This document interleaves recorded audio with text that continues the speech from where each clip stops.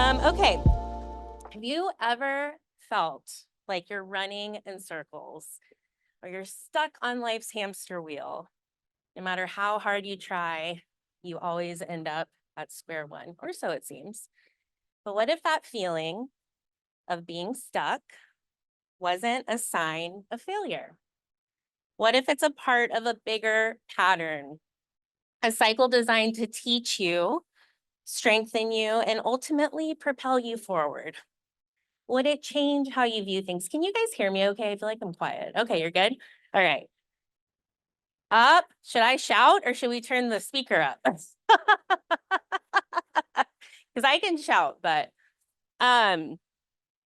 today I hope to show you how the cycles we live through, whether in nature, creativity, or personal growth, aren't dead ends, but opportunities. By understanding these rhythms, we can learn when to lean in, when to let go, and how to navigate life's twists and turns with greater intention. Let's break it down together in a talk I'm calling Full Circle, Finding Momentum in Life Cycles. And I hope you guys don't mind if I just read from my iPad for a little bit, and then we're gonna speak from the heart, if that's okay. Thank you so much for being here on this lovely, brisk Friday the 13th. That means good luck, right? Today, I hope to inspire you to reframe how you look at tough times in your life through the perspective of cycles, because truthfully, this is something I've spent the last several years doing myself, and honestly have to still work at every dang day. The interesting thing about cycles is that they are a universal experience. Everyone and everything experiences them, whether we realizing it or not. So we can learn to let go, when to lean in, and how to navigate them with intention.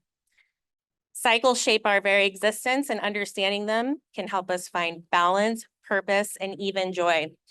When I was coming up with this topic, it became very evident to me there's kind of 3 key steps into embracing or navigating life cycles. And they are awareness, acceptance, and alignment. So I believe that when we are searching for alignment in life, we're really finding cycles to step in and out of. But before we get into all of that, oh my God, I forgot to introduce myself, you guys. I skipped right over it. Okay, wait, let's do this first. I'm Audria Newbold. Hey. I'm an ex-corporate marketer turned solo web designer, front-end web developer, and a whole smorgasbord of things, you know. I'm a generalist when it comes to web and design. I am a self-proclaimed Adobe anarchist. That's right, global partner, earmuffs. I don't use Adobe, and I see it as a strength because I am a contrarian, and if there is a standard to anything, I'm gonna step outside of that, so. All right. So back to our talk, what is a cycle? Does anybody want to take a stab at, yes, we all know different cycles, but is anyone take a stab at actually defining what a cycle is? Yes, ma'am. A pattern, yes. Can we go into a little more detail? That's a great synonym for cycle, yeah. A cycle, it's repetitive, it's circular, it's balanced, it's interdependent. Cycles provide rhythm and balance and are a universal part of a greater pattern. So nature's cycles, the changing of the seasons, the phases of the moons, and the water cycle are all visible in the world around us. Biological cycles, ladies, growth and aging and living organisms like plants, sprouting, blooming, and wilting are clear demonstrations of the cycle. And I'm going to get into more about how me being a gardener was a huge catalyst to me leaving the corporate world and stepping into my own power. We'll get into that more. A cycle can be visible, invisible, somewhere in between, natural or human-made, micro and macro scale. When I first received this topic, my brain exploded. I said, what the heck am I going to talk about? I'm certainly not an expert in cycles. There's a million cycles we encounter every single day. There's tangible cycles, there's intangible cycles. They're happening. There's cycles we can control, cycles we can't. Daily cycles like the sunrise, the sunset, the ebb and flow of the tides, they're all over the place. Invisible cycles. This is a big one for me. It shapes so much of our perception, our everyday life, our emotional, our mental cycles, physiological cycles, systemic cycles. There's human-made cycles, economic booms and busts, 24-hour news cycles, the election cycle. Yeah. Yep. Okay. Creative projects. That's another human-made cycle, kind of driven by an invisible cycle that we try to put a system around. And then there's personal cycles, productivity, sleep, relationships, growth. And then there's some that are kind of in between, which is where I like to live my life, the gray area. Weather patterns, the creative process. Cycles are everywhere, every day. When I go to collect my chicken coop eggs, that is a result of a cycle. By the way, don't ever look up how a chicken egg is made. It'll ruin it for you. All right, in other words, loops, rhythms, phases, patterns, rotations, sequences, intervals, revolutions, iterations, and systems. You might recognize some of these words in the everyday creative work that you do.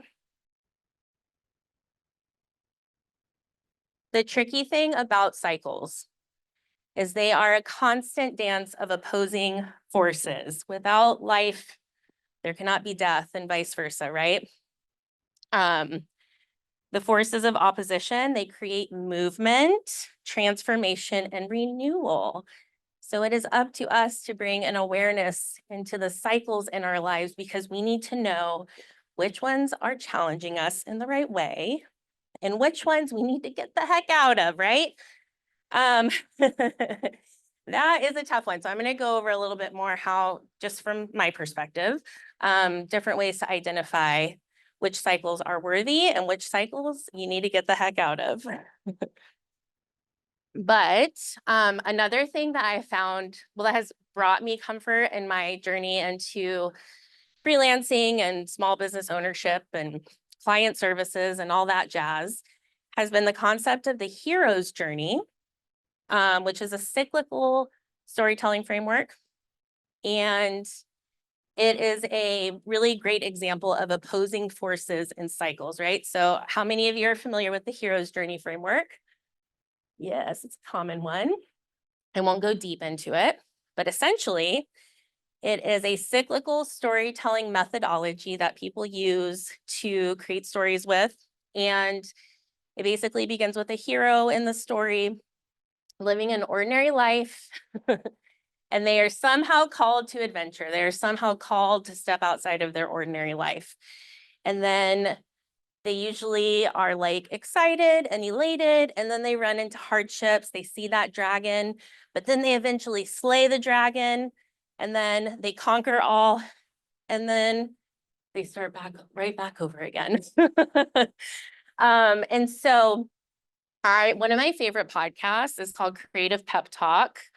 I don't know if you guys have ever listened to that podcast. The guy is interesting. But I think that's what makes it so great. He loves talking about the hero's journey. And when I first started considering going out on my own, I would cling to all the words in that podcast. I would hear people telling their stories and how they went through their own hero's journey. And I was like, how can I put myself in a position to go on my own hero's journey? Well, I had a little minty bee.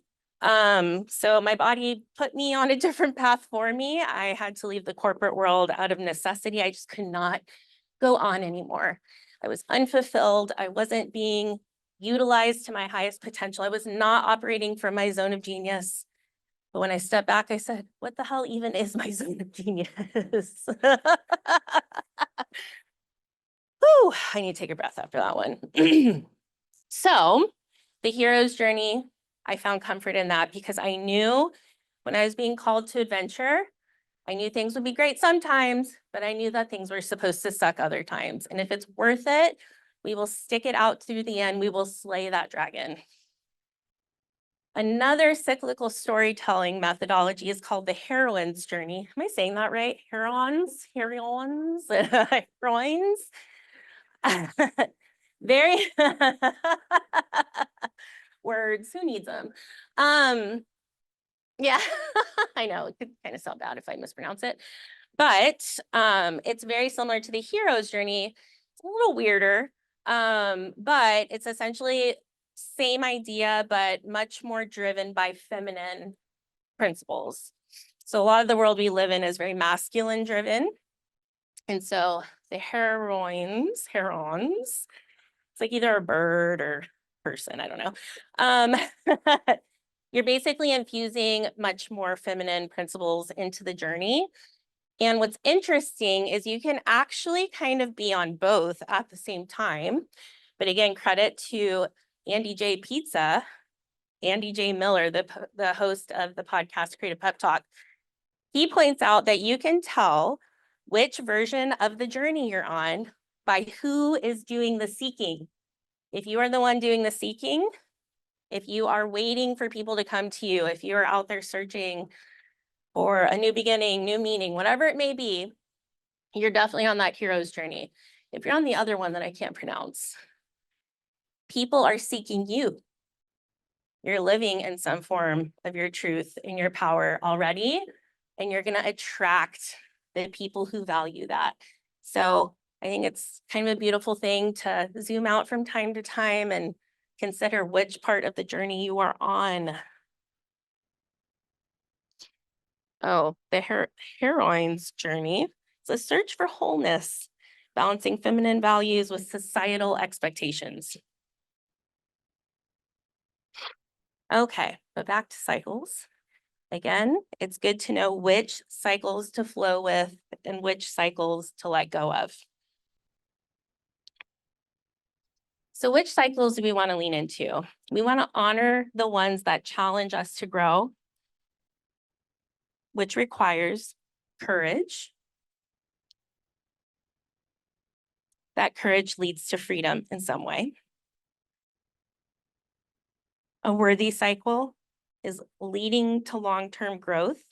Even if it's hard now, you can still see the value in keeping with this path. That path aligns with your values, your passions, and your purpose. It teaches you resilience, patience, and empowerment. So I think every human should do this, but it took me starting my own business and being on my own and really quieting the world, the external voices out, to really understand what are my values. And I know in a branding sense, marketing world, we're like, oh, what's the brand's values? What is the brand's values? When you're trying to determine your own personal values, that's a whole nother dragon you got to slay. And unfortunately for me, I am the type of person where people could say, don't push that button. And I'm going to push the button because I want to see what happens. So developing that internal red flag system, something I'm working on very hard right now. Learning to recognize those red flags, unfortunately, in my experience, comes from experiencing them firsthand. So anytime I run into an unsavory situation with a client, with whoever in my life, I take that information, this is the part I'm working on, try not to beat myself up, and I say, oh, that was a lesson into how to not do this the next time. This is a lesson in what I don't want. This is a lesson in updating my red flag system. And then I usually update it on my contract too. Every bad situation is an opportunity to update that contract. Okay. So not all cycles are worth our time and energy, and we definitely want to try to disrupt the ones that keep us stuck. So how do we know if we are on the hero's journey and we are we're being challenged in a good way, or how do we know if we're in a harmful toxic cycle? Well, once you experience a toxic cycle, again, you have that internal kind of red flag system. But it feels, to me, a toxic cycle feels a little bit like drowning. I'm not making progress. I'm not fulfilled. I'm draining my energy. It's not being replenished in any way. And most importantly, it doesn't align with my values and goals. And sometimes I know that going into things, and I'm like, I'm still going to try it because I try to see the good in everything, but you're going to only last so long doing that. First-hand experience. Okay, so breaking through toxic cycles begins with awareness, tuning in, knowing yourself and your values. Breaking out of them is extremely hard. It's also extremely empowering. Embracing the uncertainty. It's scary because it disrupts the familiar, but the unknown often holds the opportunity for something better. That call to adventure might hold the treasure it is that you're seeking. Another way to move through this is to try to reframe your fear. Instead of fearing the disruption, focus on the potential growth and freedom it could unlock. So how do you find the courage to disrupt? You could be like me and your body can scream at you and your mind might break, and then you got to go, I got to get out of here. I have no plans. I have no idea what's next, but I got a GTFO with all due respect. And you know what? This is no shade towards any previous places I've worked. I think, especially in gardening, right? I think we outgrow our environment sometimes. And you know that saying, you either need to learn or earn. I felt like I had learned everything I needed to. I was even earning. I felt like I was an overpaid, undervalued creative. Have you ever heard anyone say that before? You have? Oh, good, I'm not alone. Okay, because I felt like a freak of nature. Great. It wasn't the money for me. It was, I take a lot of responsibility for lacking boundaries and just having to learn life lessons after being 10 years somewhere.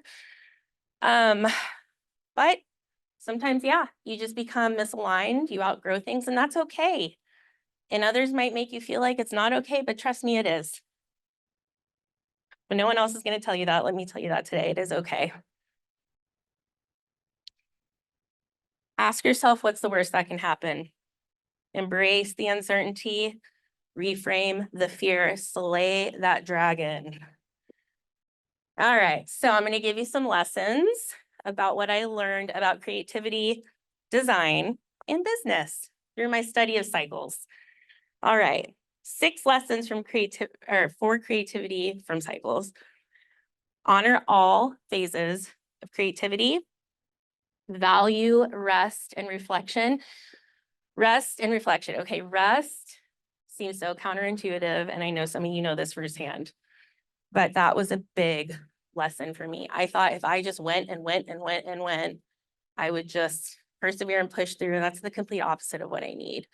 Like, I don't know. There's just some days where I'm like, I just need an hour break and I'm just going to go outside and walk around and it's just, and then the rest of my day is much more productive. It took me so long to learn that. I'm like trying out this new thing called walks. You guys heard of walks? It was like, I wasn't allowing myself the space and the grace to process things properly.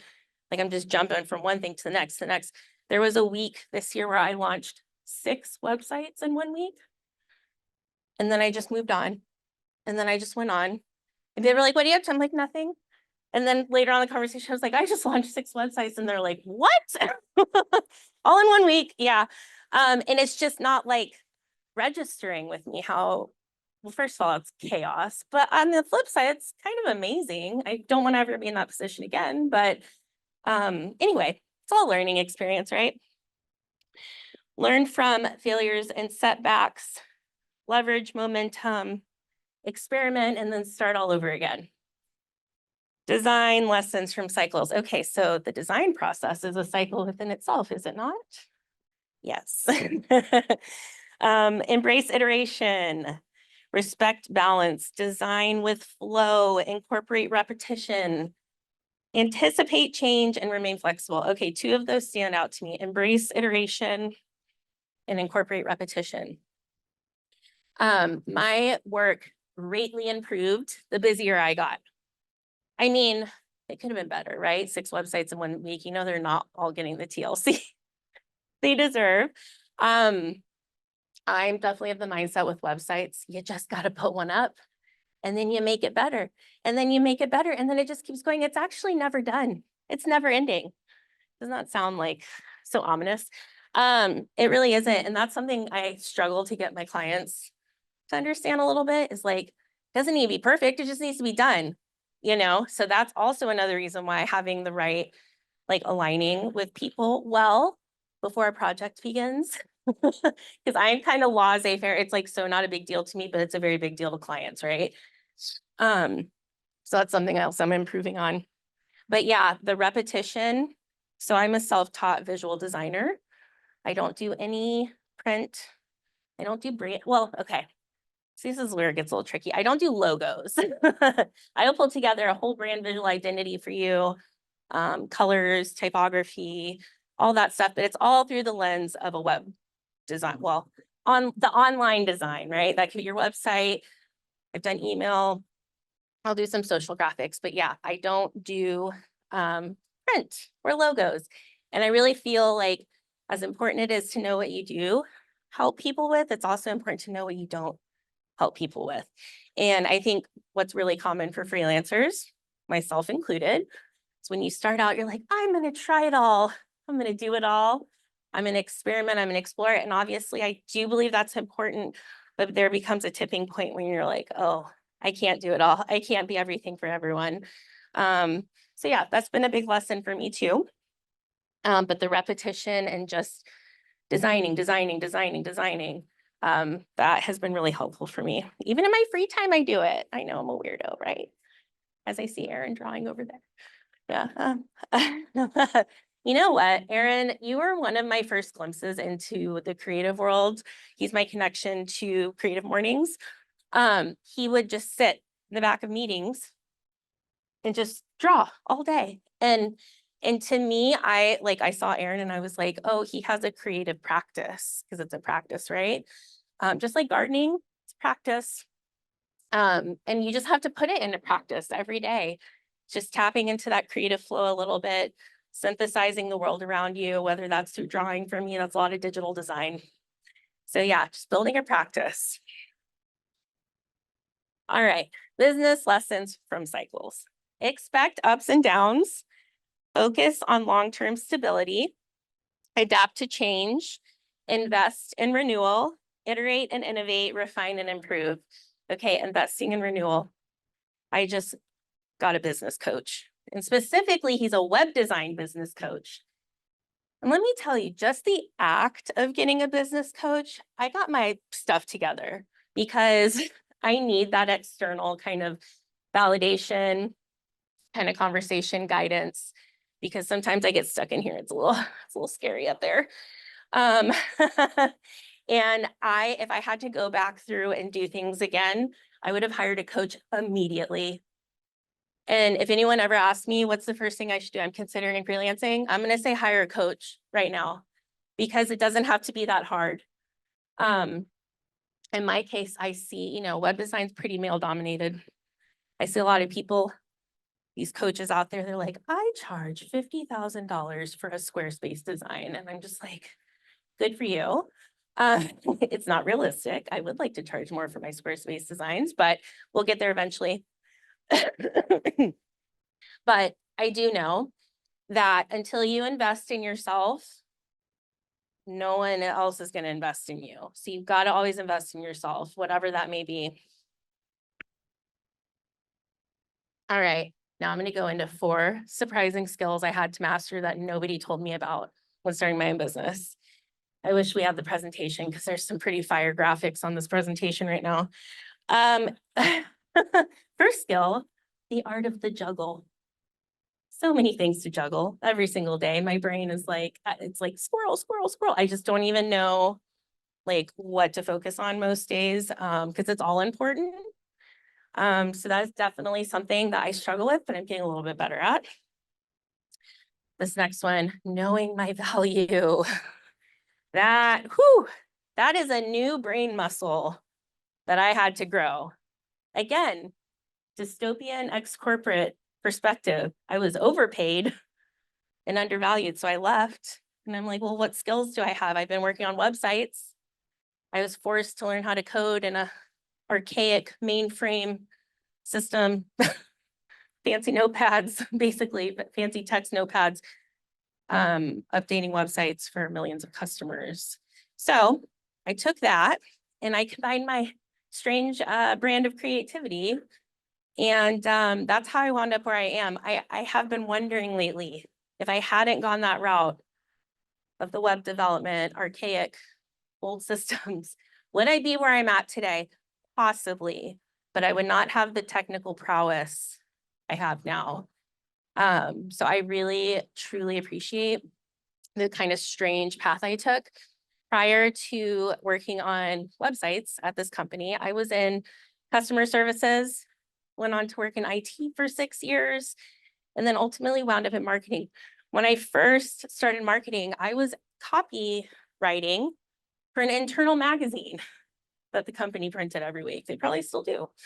And so that kind of experimental path has all kind of converged in a really interesting and strange way through web design. And so I am really thankful for that time, you know, learning things at enterprise scale and then stepping outside of that and having to help people one-on-one. That's another challenge I had to learn the hard way.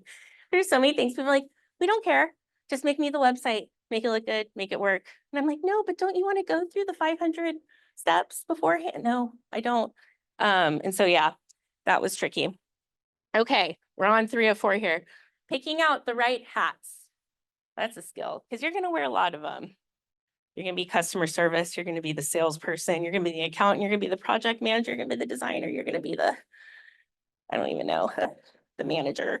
That's been a challenge, but once you kind of hit your flow, it gets better. Okay, the last skill, fighting off demons. Okay, imposter syndrome, demon number 1. Perfectionism, demon number 2. I literally have to fight, like actively fight those 2 forces every single day because I have to know, okay, am I seeking perfectionism or can this really be better if I change this one thing on the website? Knowing when to like call it quits and just launch it and put it out there. And then the imposter syndrome, all of us creatives, we understand this, we know this. Yeah, I don't really need to say much more about that. All right, so wrapping up. Remember, life is a cycle in itself, full of starts, stops, and transformations. Cycles are really a dance of opposing forces. They're supposed to challenge us.